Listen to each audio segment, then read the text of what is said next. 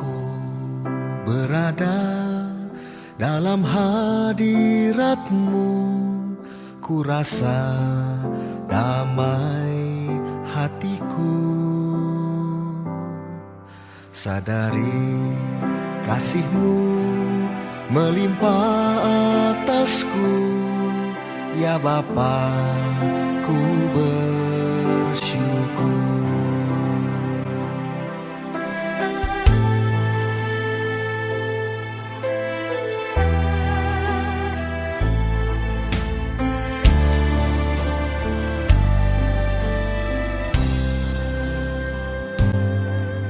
Waktuku bersujud, naikkan doaku, ya Bapa, ku percaya.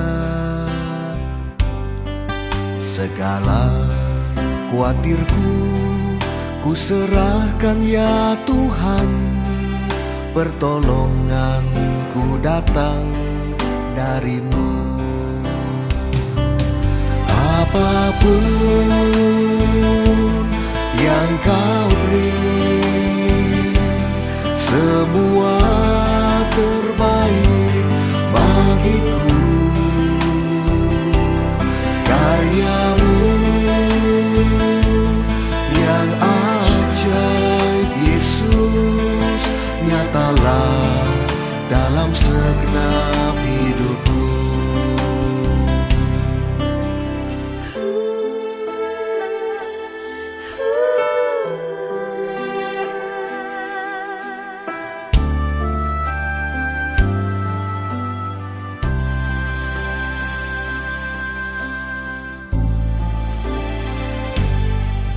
Waktuku bersujud, naikkan doaku, ya Bapa, ku percaya.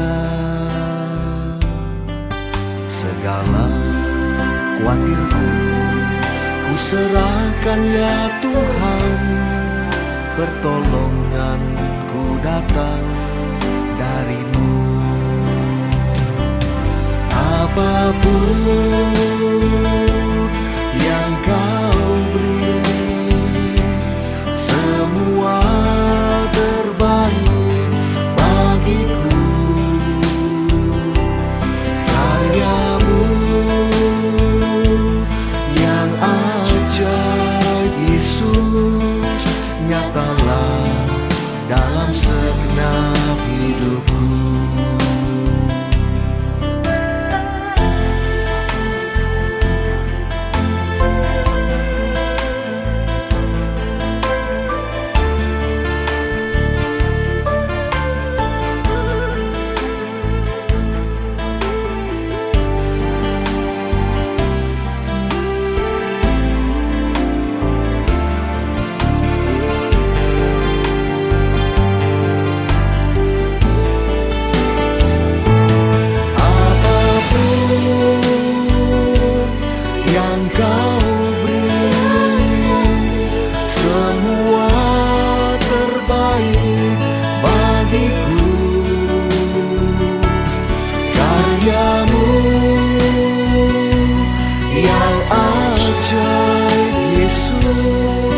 Nyatalah dalam segenap hidupku.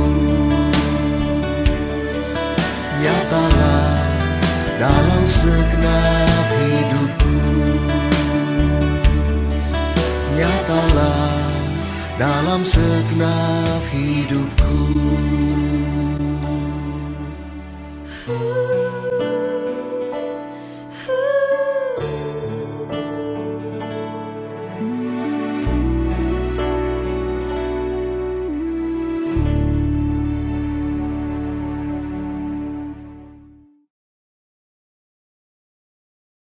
Shalom saudara, semua yang bersuka cita pada pagi hari ini, amin. Karena kita umat-umat pilihan Tuhan, kita merasakan kasih karunia Tuhan yang tidak berkesudahan. Mari saudara, saya undang untuk bangkit berdiri, kita angkat tangan kita dan kita katakan, sebab Tuhan baik, sebab Tuhan baik, sebab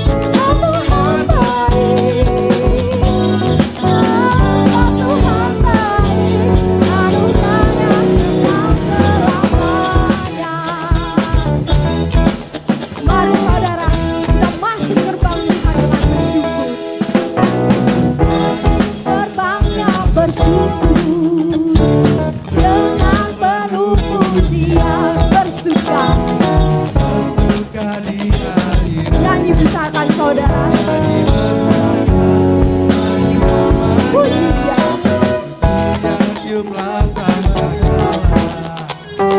Musik dan tarian,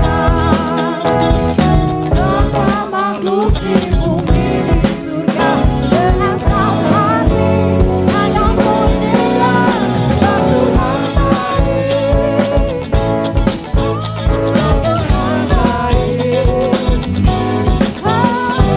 Tuhan baik.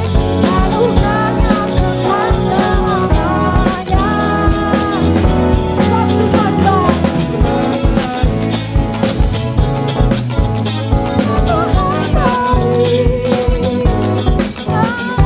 Tuhan baik. Mari angkat jempol kita katakan Tuhan baik. Yes Lord. Tuhan baik, Tuhan baik. Tuhan baik, Anugerahnya kekal selamanya. Tuhan Tuhan baik, Tuhan baik,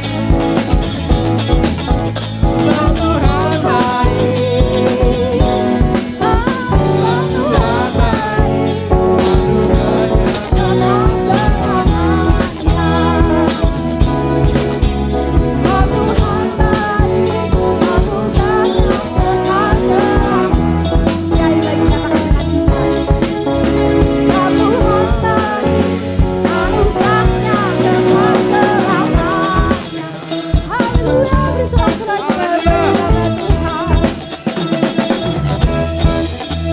Saudara percaya Tuhan kita baik, amin. Mari saudara masih mau memuji memuliakan nama Tuhan. Yang masih mau memuji memuliakan nama Tuhan, mari lambaikan tangannya. Mari lambaikan tangannya. Kita katakan Allah kita dahsyat. Haleluya.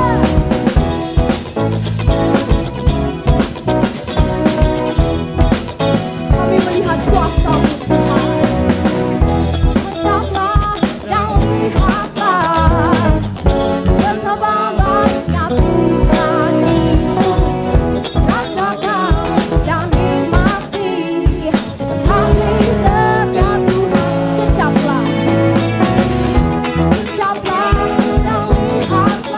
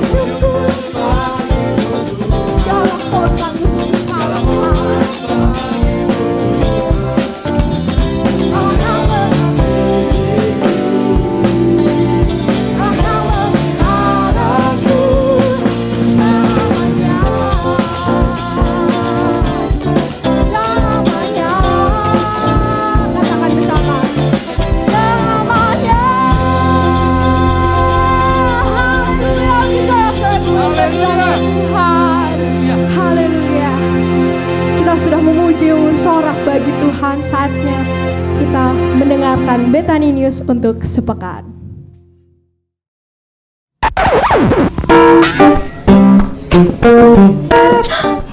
Shalom saudara. Oh gosh, it's been a long time. Udah lama banget ya aku gak muncul di Bethany News. Wait. Don't tell me saya dilupain ya. Aduh. Oh, but it's okay. Let me reintroduce myself. Shalom. Hola. Bonjour. I am Clara. Dan di Bethany News kali ini, because Raras, Angel, and Stephanie lagi pada sibuk, I don't know, jadi digantiin sama me, Penelope, and Caroline. Come on guys, introduce yourself. Shalom saudara, saya Penelope.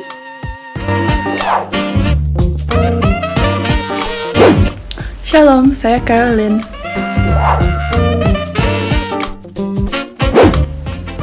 BTW Clara, lu ngapain sih pakai kacamata hitam segala? Kan nggak mau kemana-mana juga. Iya nih, because aku tuh kan selama COVID-19 ini gak kemana-mana, so aku tuh kangen gitu liburan. Ya udah, aku pakai baju liburannya aja deh. Ya, tapi better kamu tetap di rumah aja sih, Clar. Pergi kalau ada perlunya aja. Dan jangan lupa menerapkan 3M. Of course lah. By the way, kalian selama pandemic ini ngapain? What are you guys doing? Gue sih ikutin online fellowship Bethany dong, setiap hari Senin sampai Sabtu jam 7.30 malam di Facebook Live. Ini udah mau kayak 8 bulan gitu loh. Oh iya, dan selain online fellowship, aku juga selalu ikut ibadah minggu online service-nya di YouTube channel Bethany AOY Production jam 10 pagi. Wow, that's great! Tapi wait, if I'm not mistaken, sekarang kan ada cara kekinian gitu kan ya kalau ngasih persembahan. Itu gimana ya? Aku lupa caranya. Ya ampun Clara, jadi lu selama ini gak pernah dengerin Steph kalau jelasin caranya ya? Coba Penelope jelasin sana. Aduh, harus banget nih aku. Yaudah deh. Jadi kita bisa memberikan persembahan dengan menggunakan 2 cara. Yang pertama, kita bisa transfer ke nomor rekening di bawah ini. Atau kita juga bisa menggunakan aplikasi GoPay, OVO, Dana, Momo aja, dan bisa langsung scan QR code yang ada. Wow, so easy! Dengan bantuan teknologi, everything seems so easy ya. Semuanya jadi mudah. Iya dong. Tapi kayaknya ini udah waktunya mulai ibadah deh. Kalau gitu sekian dari kami. Saya Penelope. Saya Caroline. And I am Clara. Sampai jumpa Sampai jumpa di Bethany News berikutnya. Di Bethany News berikutnya. di Bethany News berikutnya. Bye!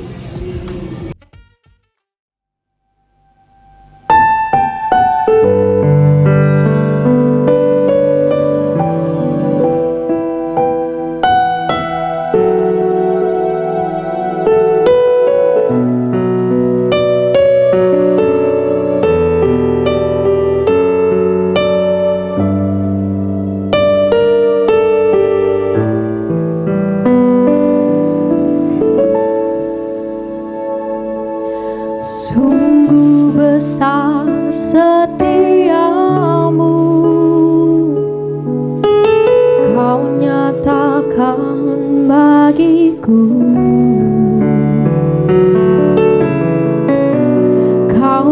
Bapa yang selalu mengerti isi hatiku.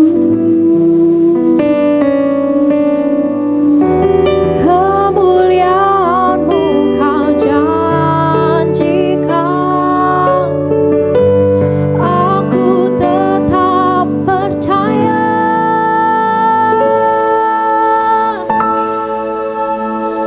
Ku percaya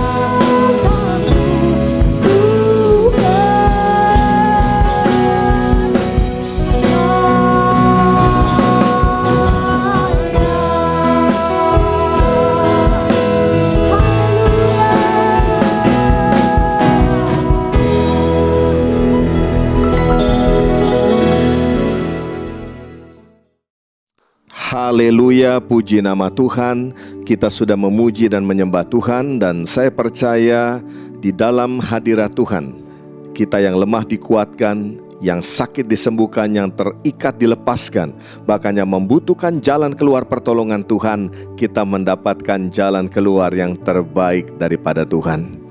Saudaraku dikasih oleh Tuhan, kembali kita berjumpa di dalam ibadah online pada hari Minggu, di minggu yang terakhir di bulan Januari 2021. Sungguh anugerah Tuhan yang luar biasa yang sudah menyertai perjalanan kehidupan kita sampai dengan saat ini. Di dalam tema besar United by God's Love, kita meyakini betul bahwa tahun ini akan menjadi tahun anugerah dan tahun pemulihan bagi setiap kita. Amin, haleluya. Saudaraku, meskipun saat ini kita masih melakukan ibadah secara online, tetapi tidak mengurangi sedikit pun sukacita, damai sejahtera, bahkan berkat yang Tuhan limpahkan bagi setiap kita. Mari kita beribadah dengan segenap hati kita. Ingat, di dalam ibadah online tidak ada yang menjadi penonton. Kita tidak sedang menonton ibadah, kitalah yang sedang beribadah kepada Tuhan. Karena itu mari bersungguh hati ketika memuji menyembah Tuhan, bahkan ketika mendengarkan akan kebenaran firman Tuhan. Di dalam ibadah online sekalipun, saudara tetap dapat mempersembahkan yang terbaik kepada Tuhan. Saudara tetap dapat memberikan persembahan ucapan syukur. Saudara bisa membawa persembahan untuk pembangunan rumah Tuhan, diakonia, bahkan saudara mengembalikan apa yang menjadi milik Tuhan, yaitu persepuluhan saudara. Dan saya percaya persembahan kita itu boleh menyenangkan akan hati Tuhan, dan Tuhan melimpahi kita dengan berkat-berkat-Nya yang luar biasa. Saudaraku dikasih oleh Tuhan, saya juga ingin mengucapkan terima kasih kepada tim ibadah online Gereja Betani Indonesia Anointing of Ease, yang setiap minggunya dengan setia, dengan tekun mempersiapkan ibadah-ibadah online seperti ini, sehingga kita bersama-sama tetap dapat berfellowship, memuji menyembah Tuhan, dan mendengarkan kebenaran firman Tuhan. Segala jerih lelah saudara-saudaraku tidak akan sia-sia. Tuhan memberkati setiap saudara. Baiklah kekasih-kekasih Tuhan, tiba saatnya kita akan mendengarkan kebenaran firman Tuhan, dan mari kita bersatu hati terlebih dahulu di dalam doa. Mari kita berdoa. Bapa, di dalam nama Tuhan Yesus Kristus, kami mengucap syukur kepada Tuhan kalau sampai dengan hari ini kami boleh Tuhan mengalami anugerah yang luar biasa daripada Tuhan. Kami dapat beribadah bersama-sama, memuji menyembah Tuhan. Bahkan Tuhan, kami merasakan betul jamahan Tuhan dimanapun kami berada. Saatnya kami rindu untuk mendengarkan akan sabda firman-Mu.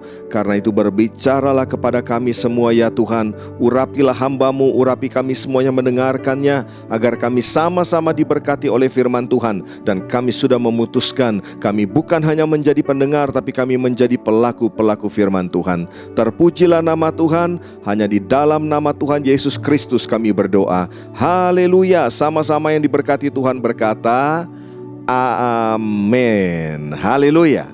Nah, saya ingin menyambut sahabat-sahabat, saudara-saudaraku sekalian yang baru pertama kali mengikuti ibadah bersama-sama dengan kami.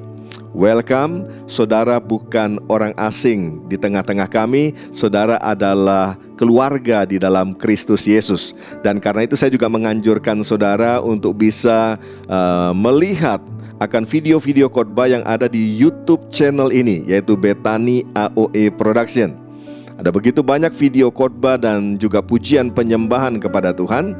Mari belajar bersama-sama kebenaran firman Tuhan, agar kita mendapat pemahaman-pemahaman yang benar tentang rencana Tuhan atas kehidupan setiap kita. Nah, bagi saudara yang sudah sering mengikuti ibadah-ibadah online bersama dengan kami melalui YouTube channel ini, yaitu Betani AOE Production, saudara bisa menjadi saluran berkat bagi banyak orang. Jadilah mempelai Kristus yang bijaksana, yang berfungsi dan menjadi berkat. Caranya bagaimana? Saudara bisa sharekan video-video yang ada di YouTube channel ini kepada sahabat, kepada keluarga saudara, agar seperti saudara diberkati, orang lain pun diberkati oleh Tuhan melalui kebenaran firman-Nya, dan saudara menjadi alat di tangan Tuhan.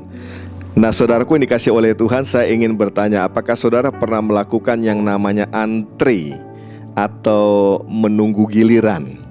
Ya, misalnya antri menunggu giliran untuk diperiksa oleh dokter, ya, atau antri menunggu giliran untuk ke customer service atau teller, atau bahkan cuma untuk memesan makanan.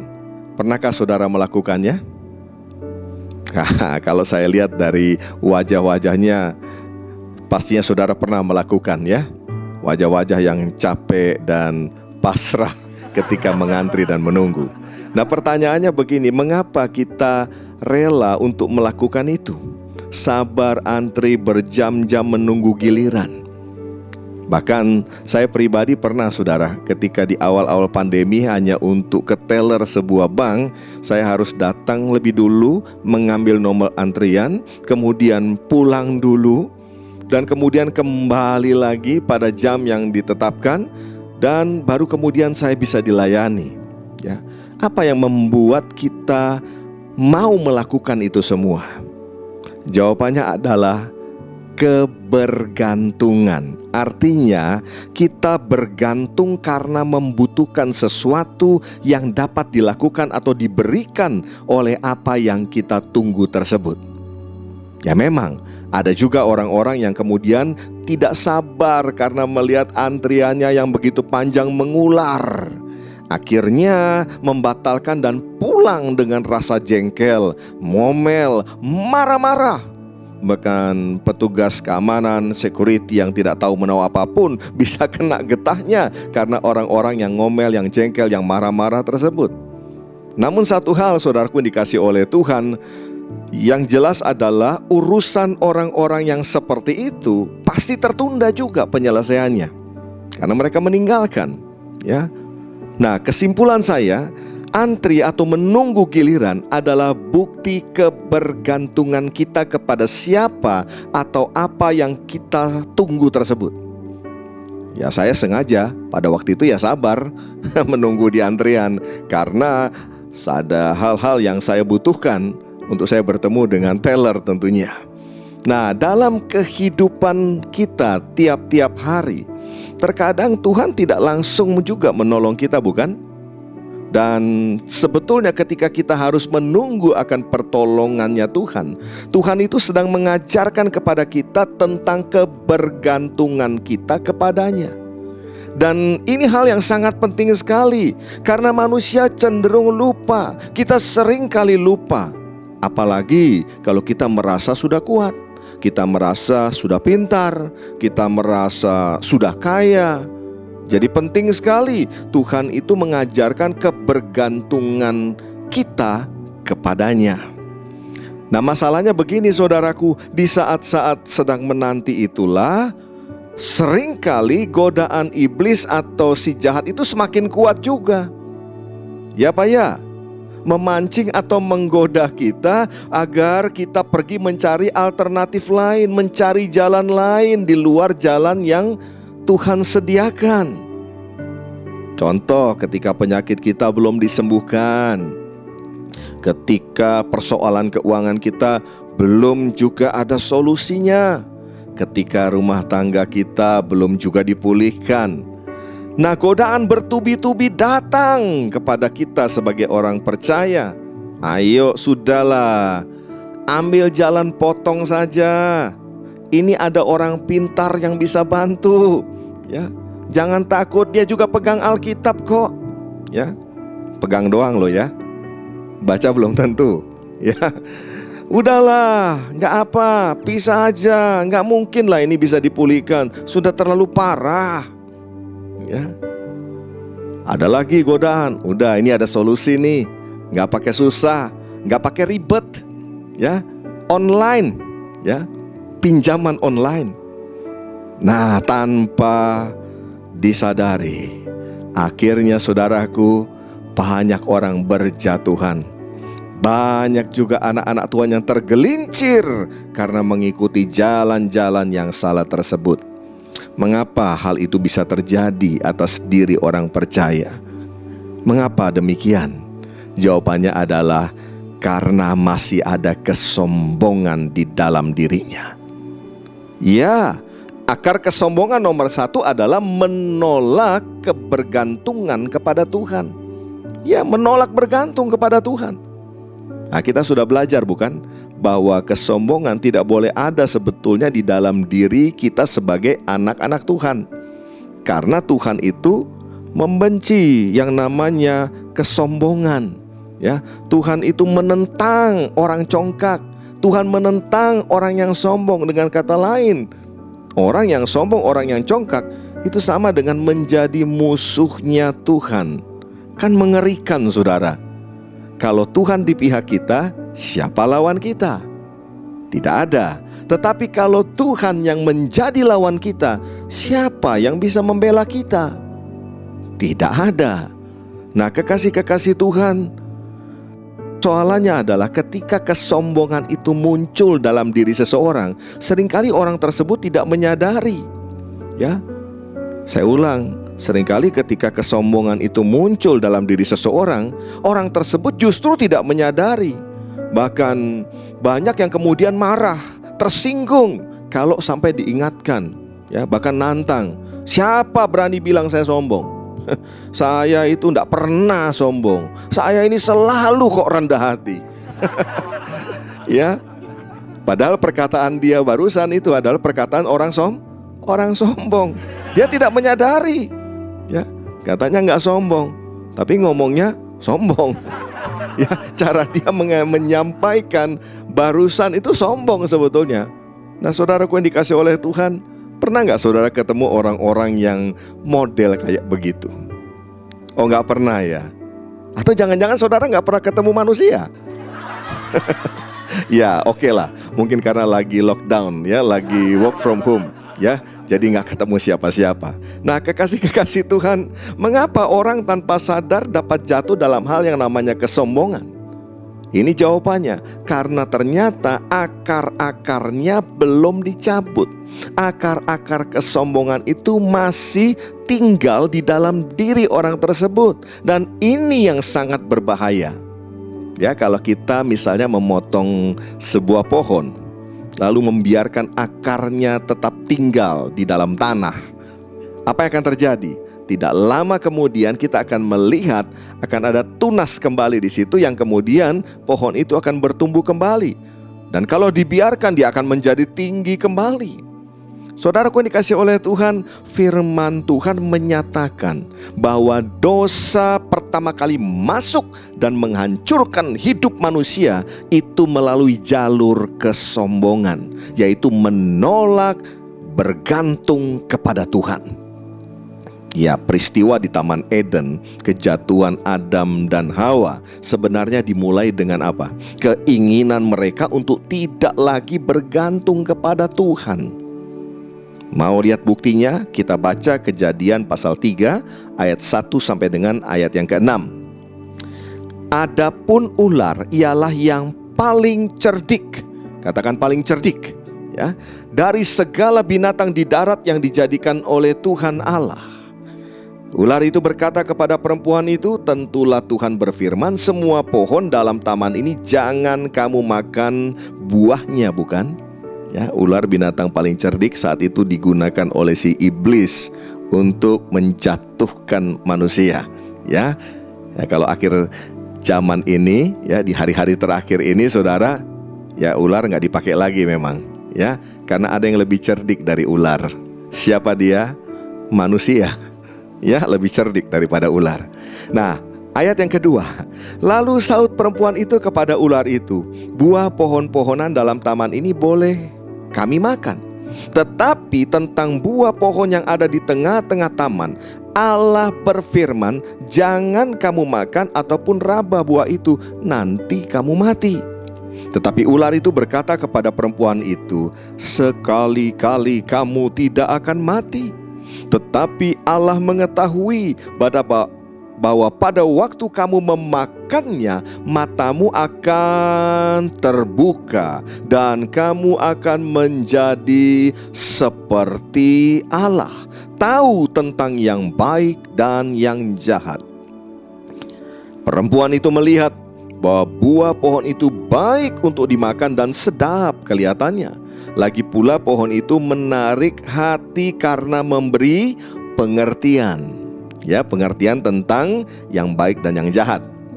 Lalu ia mengambil dari buahnya dan dimakannya, dan diberikannya juga kepada suaminya yang bersama-sama dengan dia, dan suaminya pun memakannya. Perhatikan di situ, suaminya bersama-sama dengan dia. Jadi suaminya sebetulnya tahu kan?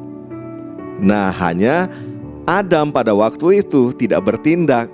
Dia diam saja. Padahal Adamlah sebetulnya yang mendengar apa yang menjadi perintah Tuhan tentang segala pohon-pohonan yang ada di Taman Eden tersebut.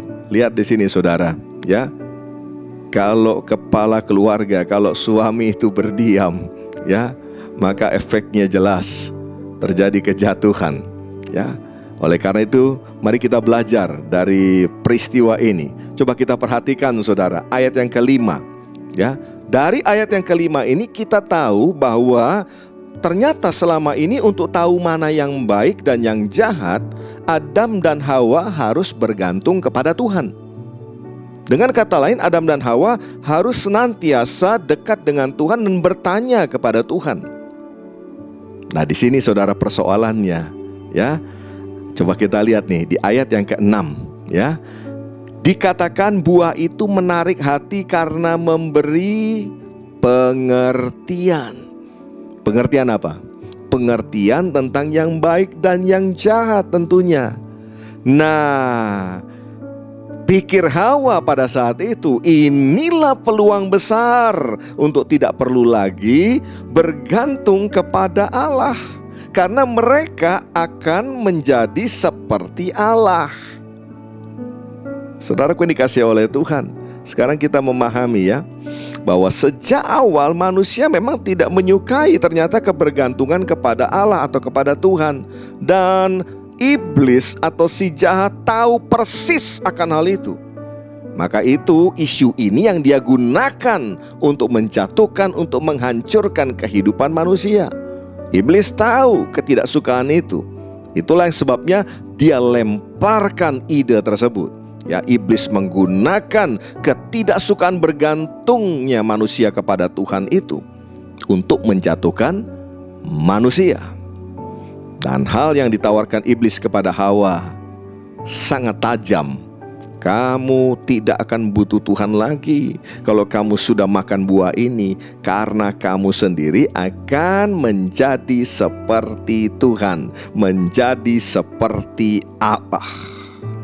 Kekasih-kekasih Tuhan, sesungguhnya kita mewarisi juga akan hal itu loh saudara. Karena daging kita ini sebenarnya sama, tidak menikmati kebergantungan kepada Tuhan. Oleh sebab itu firman Tuhan kan jelas mengatakan, darah dan daging tidak mendapat bagian dalam kerajaan Allah. Nah, buah pengetahuan yang baik dan jahat sebetulnya itu cuma alat kok di tangan iblis. Cuma alat untuk memancing manusia untuk keluar dari kebergantungannya kepada Tuhan. Dan si iblis memang pakarnya di situ. Dia sangat ahli di situ saudara. Karena kalau kita pelajari ya di dalam Alkitab, iblis juga jatuhnya kan melalui jalur yang sama, yaitu jalur kesombongan. Dia jatuh dalam dosa kesombongan dan akhirnya dia dibuang dari sorga. Ya, coba ini kita baca riwayat kejatuhannya iblis di dalam Yesaya pasal yang ke-14 ayat yang ke-12 sampai dengan ayat yang ke-15. Dikatakan demikian, wah, engkau sudah jatuh dari langit, hai bintang timur, putra fajar. Engkau sudah dipecahkan dan jatuh ke bumi, hai yang mengalahkan bangsa-bangsa. Engkau yang tadinya berkata dalam hatimu, aku hendak naik ke langit, aku hendak mendirikan tahtaku mengatasi bintang-bintang Allah, dan aku hendak duduk di atas bukit pertemuan jauh di sebelah utara. Aku hendak naik mengatasi ketinggian awan-awan, hendak menyamai yang maha tinggi. Sebaliknya ke dalam dunia orang mati engkau diturunkan ke tempat yang paling dalam di liang kubur. Jadi sekarang kita mengerti bukan? Ya, senjata utama iblis untuk menghancurkan manusia sejak semula adalah kesombongan. Katakan bersama saya, kesombongan. Ya, jangan pernah lupakan itu. Memang saudaraku, di hari-hari zaman akhir ini tentu saja iblis tidak lagi memakai buah pengetahuan yang baik dan yang jahat. Tapi mari kita waspada saudara akan hal-hal yang dapat menggantikan posisi pohon itu. Ya, menggantikan posisi pohon pengetahuan yang baik dan yang jahat. Mari kita sadari kerinduan Tuhan sangat jelas, yaitu kita sebagai anak-anaknya bergantung kepada Tuhan. Amin. Itulah kerinduan hati Tuhan. Nah, sedangkan kerinduan daging kita adalah kemandirian. Ya, kita daging ini tidak suka untuk bergantung kepada Tuhan. Ya, itulah sebabnya Tuhan berulang-ulang kali mengajarkan kepada bangsa pilihannya, yaitu bangsa Israel, ya, agar mereka senantiasa bergantung kepada Tuhan. Kalau kita baca di dalam Ulangan pasal 8 ayat yang kedua sampai dengan ayat yang ketiga, dikatakan demikian. Ingatlah kepada seluruh perjalanan yang kau lakukan atas kehendak Tuhan Allahmu di padang gurun selama 40 tahun ini, dengan maksud merendahkan hatimu dan mencobai engkau untuk mengetahui apa yang ada di dalam hatimu. Apakah engkau berpegang, katakan berpegang, apakah engkau berpegang pada perintahnya atau tidak? Ya, artinya begini, apakah engkau bergantung atau tidak kepada Tuhan? Berikutnya, jadi ia merendahkan hatimu, membiarkan engkau lapar dan memberi engkau makan mana yang tidak kau kenal dan yang juga tidak dikenal oleh nenek moyangmu, untuk membuat engkau mengerti bahwa manusia hidup bukan dari roti saja, tetapi manusia hidup dari segala yang diucapkan Tuhan. Artinya apa di sini? Kebergantungan kepada Tuhan. Manusia itu hidup bukan dari roti saja, tapi dari kebergantungannya kepada Tuhan. 40 tahun bangsa itu mengalami pendidikan di padang gurun. Tujuannya adalah untuk merendahkan hati bangsa itu. 40 tahun mereka ada di padang gurun, tujuannya jelas, membuat bangsa itu bergantung kepada Tuhan. Sayangnya saudaraku, 40 tahun mereka gagal. Iya, Alkitab menuliskan mereka berulang-ulang kali gagal dalam hal merendahkan hati, dalam hal bergantung kepada Tuhan. Jadi ternyata tidak gampang ya saudara. Tidak gampang ternyata membuat manusia itu sadar bahwa hidupnya itu bergantung kepada Tuhan. Melalui pengalaman padang gurun, Tuhan mengajarkan sebetulnya kan kebergantungan mereka itu kepada Tuhan. Tapi coba lihat, berulang-ulang kali mereka selalu bersungut-sungut dan ingin kembali kepada Mesir, kepada kehidupan yang lama. Mereka berkata lebih enak di sana. Ya. Mengapa demikian? Padahal Tuhan pelihara mereka, padahal Tuhan tuntun mereka dengan penuh kasih sayang. Jawabannya adalah karena mereka tidak suka sebetulnya atau tidak nyaman untuk hidup bergantung kepada Tuhan. Ya, makanya berulang kali mereka itu memberontak kepada Allah, melawan Tuhan. Ya, dan berulang kali Musa selalu memohonkan pengampunan atas bangsa itu. Kekasih Tuhan, kesombongan di mata Tuhan adalah ketika kita berusaha mencari jalan keluar sendiri dengan kekuatan kita. Saya ulangi, kesombongan di mata Tuhan adalah ketika kita berusaha mencari jalan keluar sendiri dengan kekuatan sendiri. Betapa sombongnya hati manusia. Bayangkan sudah di padang gurun saja masih saja mencari jalan keluar sendiri, saudara. Tidak mau loh bergantung kepada Tuhan. Ya, gaya banget ya. Ya, saya bisa bilang ini gaya banget nih. Ya, wow, sudah di padang gurun padahal, tapi nggak mau bergantung penuh kepada Tuhan. Dan ternyata apa yang dilakukan oleh bangsa Israel di padang gurun ini, di zaman akhir ini juga tidak sedikit loh orang Kristen yang melakukan juga. Ya, sudah di padang gurun masih saja berontak. Sudah di padang gurun di mana tidak ada satupun unsur-unsur yang menopang kehidupan, tidak mau melakukan perintah Tuhan. Terus saja mau pakai cara-cara sendiri yang tidak sesuai dengan firman Tuhan. Saudaraku dikasih oleh Tuhan, belajar sesuatu. Ya, mari kita lihat sekarang Amsal pasal 3 ayat 5 sampai dengan ayat yang ke-6. Amsal pasal 3 ayat 5 sampai dengan ayat yang ke-6 berkata, "Percayalah kepada Tuhan dengan segenap hatimu dan janganlah bersandar kepada pengertianmu sendiri. Akuilah Dia dalam segala lakumu, maka Ia akan meluruskan jalanmu." Poinnya apa di sini? Jelas poinnya adalah kebergantungan manusia kepada Tuhan.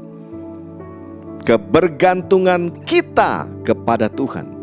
Ini sebuah undangan yang sangat khusus dari Tuhan. Mari kita perhatikan saudaraku. Ya, sejak awal Yesus memulai pelayanannya, Tuhan mengajarkan juga hal yang sama tentang kebergantungan kepada Tuhan. Kita buka di dalam Lukas pasal 5 ayat 1 sampai dengan ayat yang ke-6. Pada suatu kali Yesus berdiri di pantai Danau Genesaret. Ya, Danau Genesaret, Danau Galilea, Danau Tiberias itu sama ya saudara. Sedang orang banyak mengerumuni Dia hendak mendengarkan firman Allah. Ia melihat dua perahu di tepi pantai, nelayan-nelayannya telah turun dan sedang membasuh jalannya. Ia naik ke dalam salah satu perahu itu, yaitu perahu Simon, dan menyuruh dia supaya menolakkan perahunya sedikit jauh dari pantai. Lalu ia duduk dan mengajar orang banyak dari atas perahu. Ayat 4, setelah selesai berbicara, ia berkata kepada Simon, "Bertolaklah ke tempat yang dalam dan tebarkanlah jalamu untuk menangkap ikan." Simon menjawab, "Guru, telah sepanjang malam kami bekerja keras dan kami tidak menangkap apa-apa. Tetapi karena Engkau menyuruhnya, aku akan menebarkan jala juga."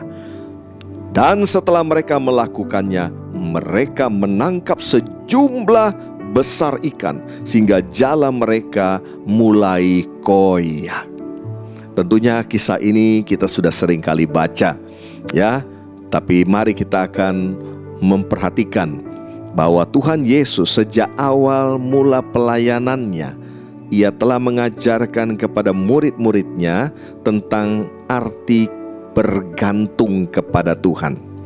Ya, ketika Tuhan Yesus memerintahkan kepada Simon untuk bertolak ke tempat yang dalam lalu menebarkan jalannya, Simon menjawab. Simon berargumentasi dengan Tuhan. Ya, "Guru, telah semalam-malaman kami bekerja keras dan kami tidak menangkap apa-apa. Tetapi karena Engkau menyuruhnya, aku akan menebarkan jala juga." Apa dasar daripada argumentasinya Simon? Ya, ada dua saudara argumentasi Simon ini. Ya, dasarnya ada dua. Yang pertama adalah pengalaman hidup dia sebagai nelayan. Amin. Simon itu kalau disuruh membuat lamaran pekerjaan lalu riwayat hidup, kurikulum vitae, dia akan tuliskan bahwa pengalamannya adalah nelayan sejak lahir.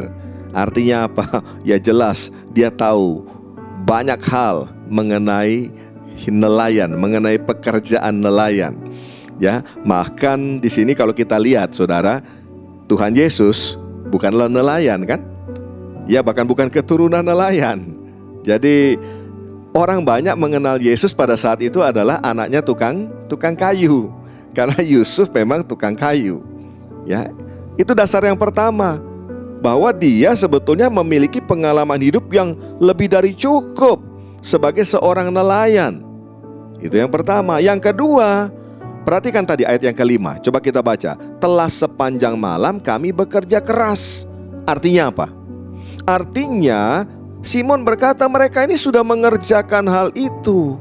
Bukan baru teori, mereka itu sudah benar-benar melakukan. Ya. Jadi bukan mereka belum kerja apa-apa, mereka ini sudah kerja. Dan sepanjang malam mereka lakukan hal yang Tuhan Yesus perintahkan itu. Jadi itulah argumentasi daripada Simon. Tetapi saudaraku yang dikasih oleh Tuhan, pada akhirnya Simon melakukan juga, ya. Dikatakan apa? Tetapi coba kita baca, karena engkau menyuruhnya, aku akan menebarkan jala juga. Ya. Tapi ini menarik. Dua poin yang menjadi dasar argumentasi daripada Simon ini menarik sekali. Karena seringkali manusia di zaman akhir ini, ya, termasuk orang Kristen, orang percaya, itu juga seringkali berdalih, ya, akan firman Tuhan, berdalih terhadap firman Tuhan itu dengan dua poin ini juga. Yaitu pertama, pengalaman, ya. Jadi ketika firman Tuhan berkata kepada kita, seringkali kita mengukurnya dengan pengalaman kita. Kita membandingkannya dengan jam terbang kita. Kita bahkan berkata, loh saya tahu persis kok apa yang saya lakukan. Saya memahami betul bidang yang saya kerjakan ini. Ya, kalau dicek jam terbang saya, ya. Seringkali orang berpikir tentang jam terbang kan, sudah kayak burung aja ya saudara ya. Ya, padahal manusia nggak pernah terbang. Yang terbang itu adalah burung. Ya. Yang kedua, seringkali yang menjadi dalih kita ketika kita mendapatkan nasihat firman Tuhan adalah apa yang kita sudah lakukan. Kita akan berkata, loh saya sudah kerjakan kok, saya sudah lakukan. Dan buktinya adalah gagal, gatot, gagal total. Saudaraku yang dikasih oleh Tuhan, coba kita belajar. Ya, belajar juga dari Simon. Akhirnya memang dia pengalaman, memang dia sudah mengerjakan, tetapi karena engkau yang menyuruhnya, aku akan melakukan. Wow, ini dahsyat. Karena Yesus menyuruh, maka Simon berkata, aku akan menebarkan jala juga. Di sini Simon belajar apa? Bergantung kepada Tuhan. Ini belajar bergantung kepada Tuhan Yesus. Ini peristiwa yang terjadi ketika Tuhan Yesus mengawali pelayanannya. Ada kisah lagi saudara. Ketika Yesus bangkit dari kematian, lalu Yesus menampakkan diri bukan kepada murid-muridnya. Selama 40 hari Ia menampakkan diri, ya. Dan ada satu peristiwa di mana Tuhan juga tetap sama, mengajarkan tentang bergantung kepada Tuhan. Coba kita akan sama-sama baca dalam Yohanes 21 ayat yang ketiga sampai dengan ayat yang ke-6. Kata Simon Petrus kepada mereka, aku pergi menangkap ikan. Kata mereka kepadanya, kami pergi juga dengan engkau. Mereka berangkat lalu naik ke perahu. Tetapi malam itu mereka tidak menangkap apa-apa. Ya, terulang ya peristiwanya ya. Nggak dapat apa-apa juga. Nah, ketika hari mulai siang, Yesus berdiri di pantai. Akan tetapi murid-murid itu tidak tahu bahwa itu adalah Yesus. Kata Yesus kepada mereka, hai anak-anak, adakah kamu mempunyai lauk pauk? Jawab mereka, tidak ada. Maka kata Yesus kepada mereka, tebarkanlah jaramu di sebelah kanan perahu, maka akan kamu peroleh. Lalu mereka menebarkannya dan mereka tidak dapat menariknya lagi karena banyaknya ikan. Saudara kan dikasih oleh Tuhan, ya, dua peristiwa, tapi dua-duanya mengajarkan kepada murid-murid Tuhan, bukan? Bergantung kepada Tuhan semata-mata. Ya, berdasarkan dua peristiwa ini kita belajar, ya, bahwa bergantung kepada Tuhan itu mendatangkan keberhasilan. Amin. Nah, lihat saudara, kalau dalam peristiwa yang pertama ada Simon yang berargumentasi kepada Yesus bahwa mereka sudah melakukan, ya, tetapi peristiwa sesudah kebangkitan ini mereka sudah tidak lagi berargumentasi apapun. Bahkan Simon Petrus, orang yang sama, bukan? Ya, ada di situ. Kenapa dia tidak berargumentasi? Saya percaya karena mereka sudah belajar. Mereka sudah belajar, mereka sudah tahu, itulah sebabnya mereka melakukannya. Ya, mereka belajar bergantung kepada Tuhan. Amin. Dan berkat yang besar menjadi bagian mereka. Nah, mari saudaraku dikasih oleh Tuhan, kebergantungan kepada Tuhan membuat hidup kita menjadi berhasil. Perhatikan di sini, lokasinya sama, masih tetap danau itu juga, Danau Genesaret, Danau Galilea, Danau Tiberias, masih di pantai yang ya itu juga, saudara. Ya, lokasi sama, orangnya juga sama. Simon Petrus dan murid-murid Yesus yang lain sama kan? Ya, alatnya juga sama, ya, jala namanya, ya. Tapi lihat hasilnya beda sekali. Yang satu mereka lakukan semalam-malaman gagal total, tapi ketika mereka mulai bergantung pada Tuhan, mereka mengikuti, ya. Mereka berkata, karena engkau menyuruhnya, maka aku akan menebarkan jala juga. Dan mereka menjadi orang-orang yang berhasil. Saudaraku yang dikasih oleh Tuhan, dalam kehidupan jangan heran ketika apa yang kita andalkan, yang kita pikir bisa, kita yakin bisa, seringkali justru diizinkan untuk mengalami gagal total.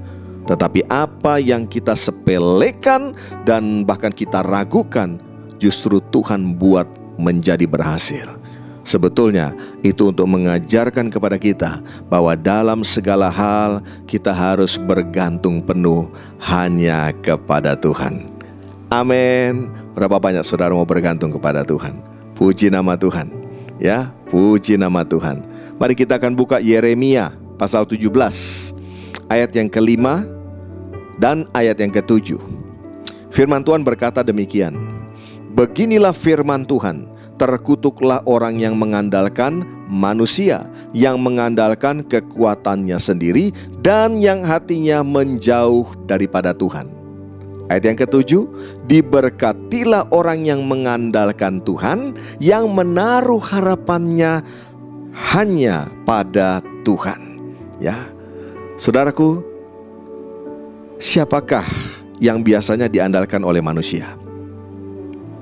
Yang pertama, diri sendiri, ya, pengalaman, ya, kurikulum vitae-nya panjang, ya, dan sudah pernah mengerjakan, bahkan sudah dilakukan, ya. Selain diri sendiri, yang kedua adalah sesama manusia, ya.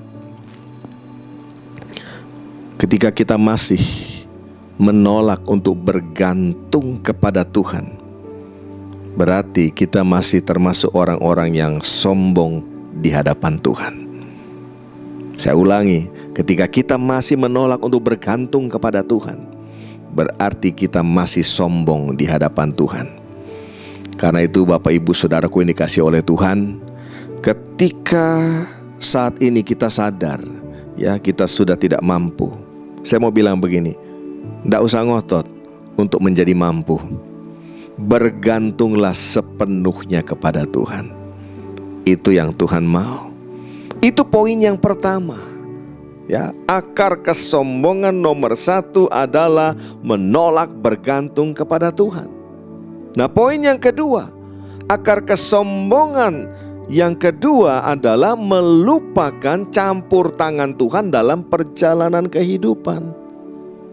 Bapak Ibu dikasih oleh Tuhan, dalam kitab Taurat, ya, Tuhan itu mengingatkan berulang-ulang kali agar tidak pernah melupakan campur tangan Tuhan dalam perjalanan kehidupan.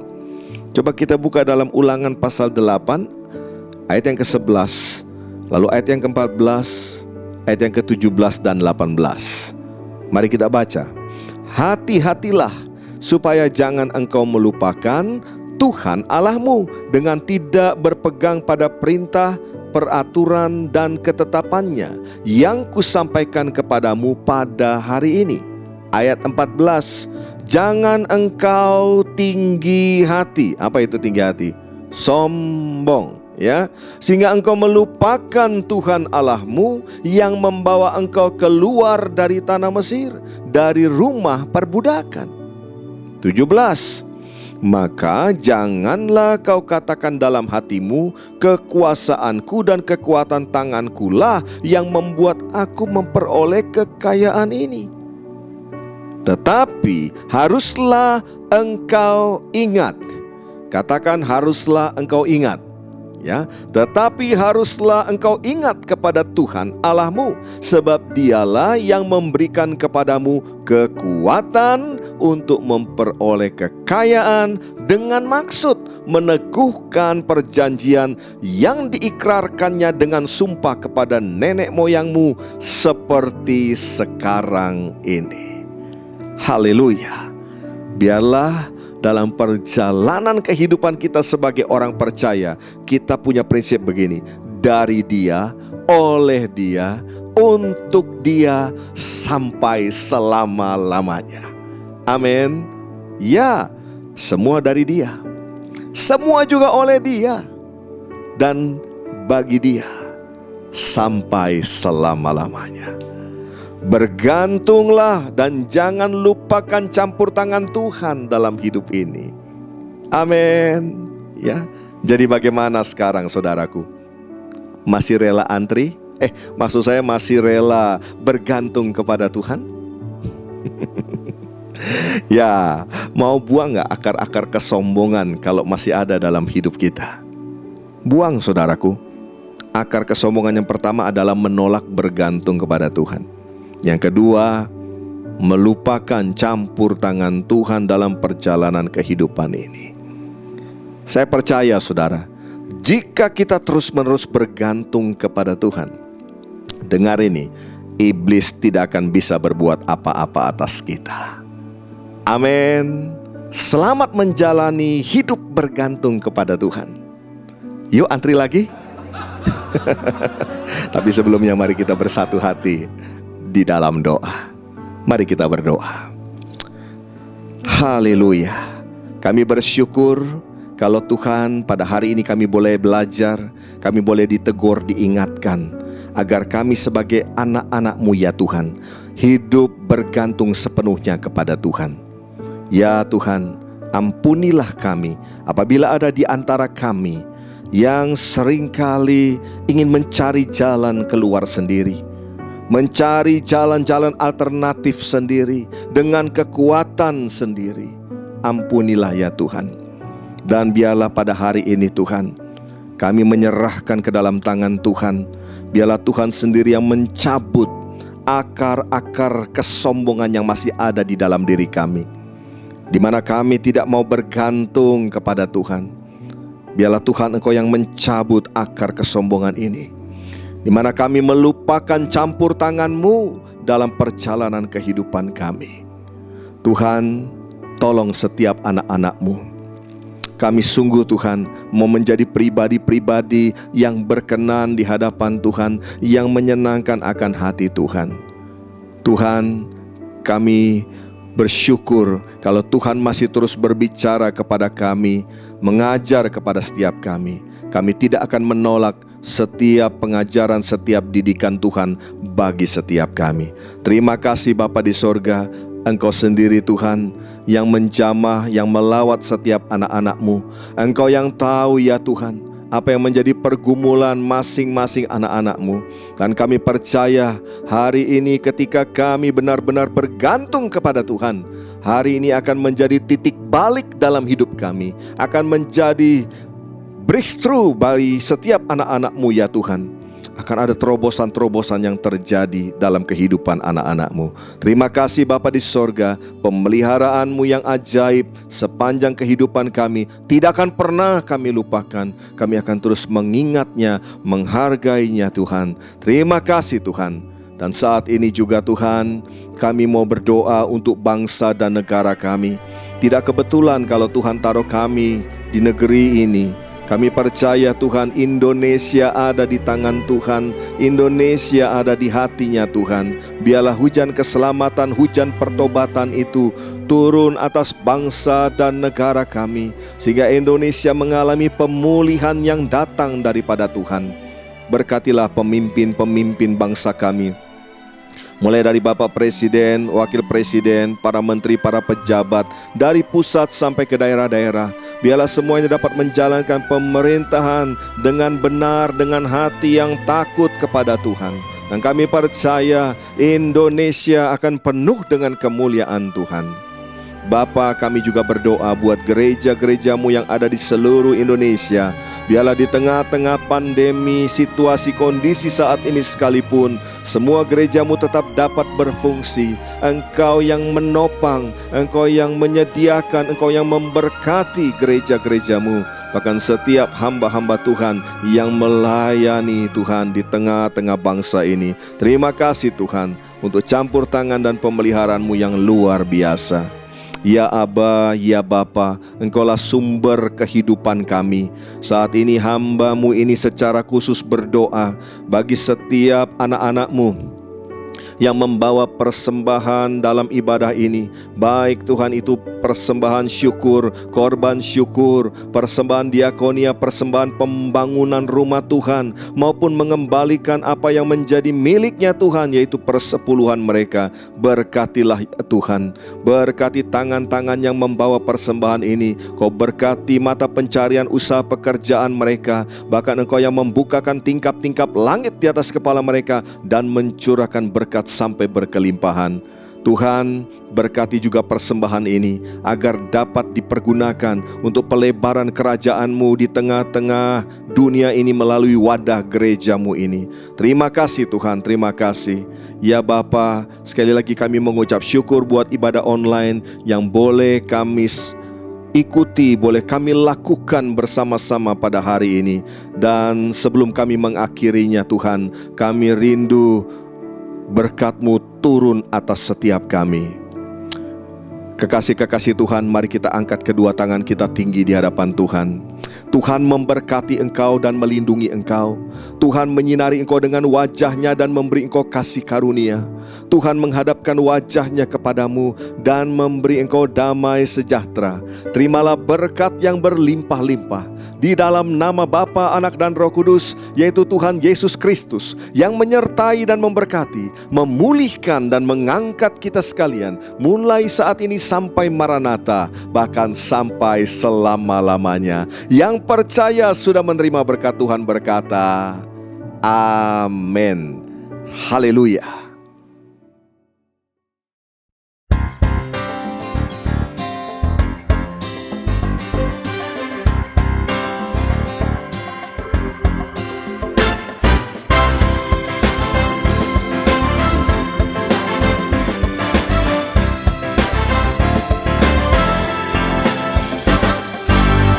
Aku hendak muliakan Tuhan selama aku hidup, selagi ku ada. Aku hendak bermazmur bagi Dia selama aku hidup, selagi ku ada. Aku hendak muliakan Tuhan selama aku hidup, selagi ku ada. Aku hendak bermazmur bagi Dia selama aku hidup, selagi ku ada. Tuhan itu Raja untuk selamanya. Tuhan mengasihi orang-orang benar. Tuhan menegakkan orang yang tertunduk. Tuhan membebaskan orang yang terkurung.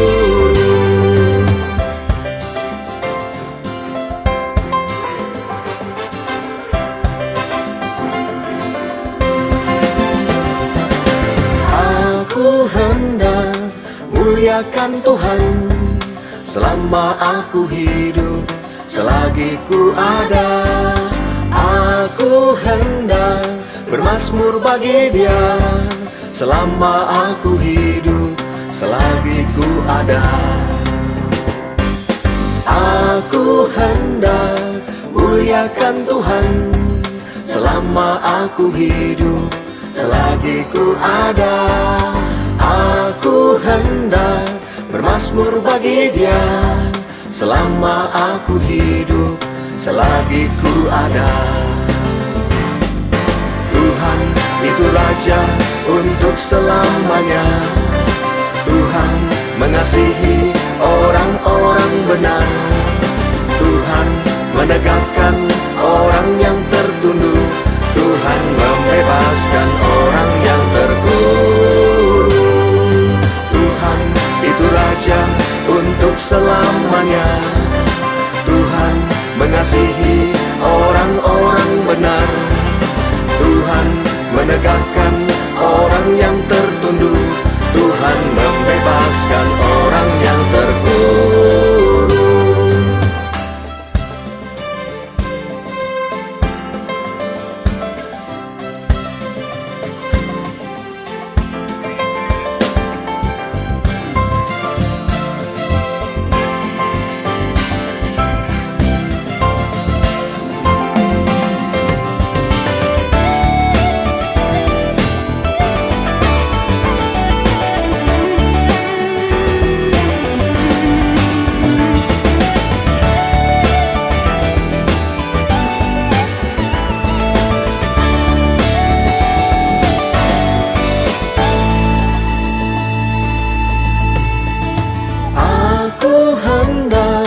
Muliakan Tuhan. Selama aku hidup, selagi ku ada, aku hendak bermazmur bagi Dia. Selama aku hidup, selagi ku ada, selama aku hidup, selagi ku ada, selama aku hidup,